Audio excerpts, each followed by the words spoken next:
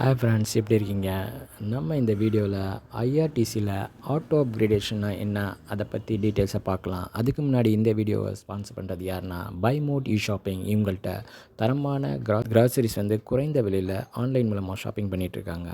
இவங்களோட app play ஸ்டோர்லேயும் அவைலபிளாக இருக்குது. கீழே டிஸ்கிரிப்ஷன்லேயும் கொடுத்துருக்கேன் இதோட லிங்க்கை பார்த்து யூஸ் பண்ணிக்கோங்க. வாங்க நம்ம இப்போ வீடியோக்குள்ளே போகலாம். ஃப்ரெண்ட்ஸ், ஆட்டோ அப்கிரேடேஷன்னா என்ன, அது எப்படி யூஸ் பண்ணுறது, அதனால் என்ன பெனிஃபிட்ஸுங்கிறத பற்றி இந்த வீடியோவில் பார்க்கலாம்.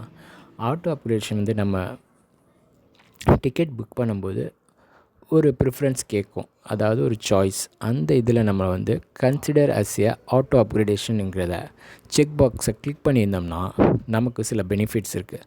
அதாவது நம்மளோட டிக்கெட் வெயிட்டிங் லிஸ்ட்டில் இருக்குது. ஃபார் எக்ஸாம்பிள் 12 இல்லை 13 ஏதோ ஒரு வெயிட்டிங் லிஸ்ட் நம்பரில் இருக்குது.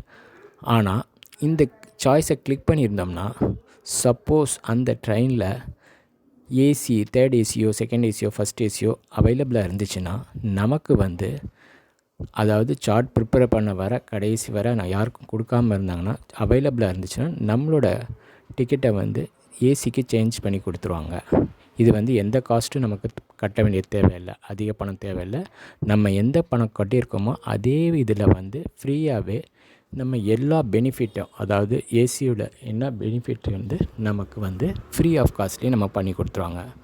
இது மிகப்பெரிய ஒரு நல்ல ஒரு சான்ஸ். ஆனால் இது எல்லா டைம்லையும் கிடைக்குமாங்கிறது கிடைக்காது. ஏன்னா சீசன் டைம்லேயோ, பீக் ஹவர்ஸ்லேயோ, ஃபெஸ்டிவல் டைமில் பார்த்திங்கன்னா எல்லோரும் புக் பண்ணியிருப்பாங்க. அதனால் கிடைக்கிறது ரொம்ப கஷ்டம். நார்மல் டேஸில் நம்ம இதை இது ஒரு சாய்ஸ். இதனால் நமக்கு எந்த ட்ராபேக்கும் கிடையாது. ஜஸ்ட் ஒரு கிளிக் பண்ணியிருந்தோம்னா நமக்கு இந்த சாய்ஸை யூஸ் பண்ணிக்கலாம்.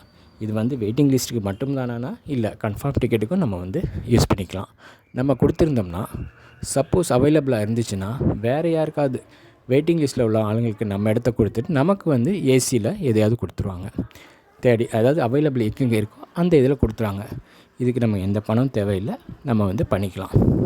நம்ம இந்த இது தேவையில்லாமல் பண்ணிக்கலாம். இது நார்மலாக நம்ம ஆன்லைன் புக் பண்ணி மட்டும்தானான்னு பார்த்தா நம்ம கவுண்டரில் போய் பண்ணும்போது கூட அந்த ஃபார்மில் சாய்ஸ்னு கேட்டிருப்பாங்க இல்லையா, அங்கே நம்ம மென்ஷன் பண்ணியிருந்தோம்னா ஆட்டோ அப்கிரேடேஷன்னா நமக்கு இந்த சான்ஸ் அங்கேயும் கிடைக்கிறதுக்கு நிறைய வாய்ப்பு இருக்குது.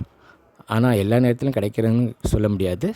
பட் அவைலபிளாக இருந்து நம்ம வெயிட்டிங் லிஸ்ட்டு எங்கேயாவது இருந்துச்சு, இல்லை கன்ஃபார்ம் டிக்கெட்டே அவைலபிளாக இருந்துச்சுன்னா இது நமக்கு யூஸ் பண்ணிக்கலாம். சில பேருக்கு டவுட் இருக்கும், இது நம்ம இந்த மாதிரி பண்ணும்போது நம்மளுக்கு ஸ்லீப்பர் கிளாஸ் பண்ணியிருக்கோம், இல்லை நம்மளை சிட்டிங்கில் அனுப்பிச்சிடுவாங்களோ, இல்லை ஜென்ரலுக்கு அனுப்பிடுவாங்களோன்னு நினைப்போம். அந்த மாதிரிலாம் கிடையாது.